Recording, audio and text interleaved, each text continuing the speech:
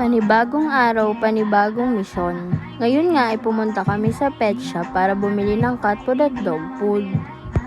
So hindi ko na nga na video ang pagbiyahe namin, pero ngayon ay nandito na kami sa bundok kasama ang pusa na nakuha namin sa daan. Sobrang liit nga ng pusang ito at ang dami pang tilis sa katawan.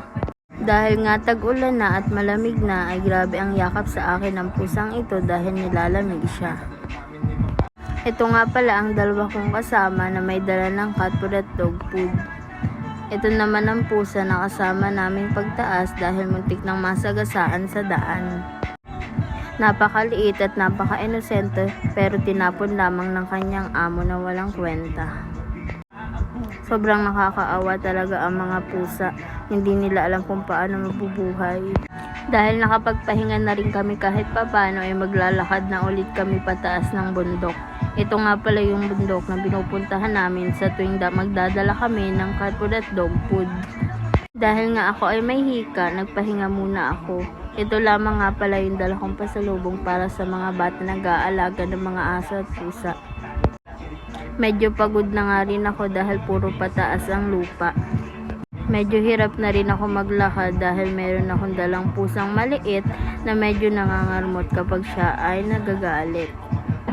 Dahil nga magdamag umulan ay sobrang dulas ng daan na ito. Kaya kailangan mag-ingat kung paano ka makakababa o makakataas dito. Ang dalawa ko nga palang kasama ay nauna na dahil meron silang dalang cat food at dog food. Gusto ko lang ipakita sa inyo kung anong klaseng daan ang dadaanan ninyo kung kayo ay gustong bumisita dito. Ito yung sitwasyon ko. Sa kabila may hawak-hawak ako. May hawak-hawak ako. Pagod ah. So, hindi ganun kadali magdala ng pagkain ng mga alaga dito. Ayan, muning. Kapit lang, malapit na. Inuulan na kami. Inuulan na po kami. So, sasabihin lang ng iba. Ginagamit ko lang yung sasabihin ng iba, ginagamit ko lang yung itong mga cats and dogs.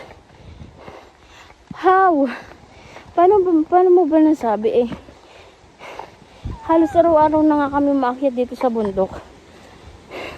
Hindi ko naman papagutin yung sarili ko, no? Kung wala talaga akong care. Oh my God. Hindi ako madulas. Ang dulas. Saan ba yung dalawa? Iniwan na ako. May sumundo na sa akin. Dala-dala na niya yung dala ko. Kasi sobrang pataas talaga po dito eh. Ayan. Ngayon pababa naman kami. Nangangagat?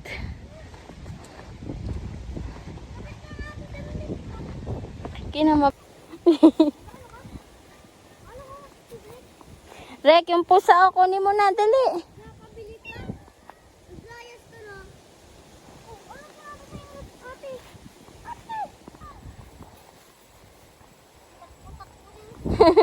Nasunod o, ganyan yan kanina nung nagta-tricycle kami. Nagsunod yan sa amin. Buti nakita agad kasi may motor sa likod.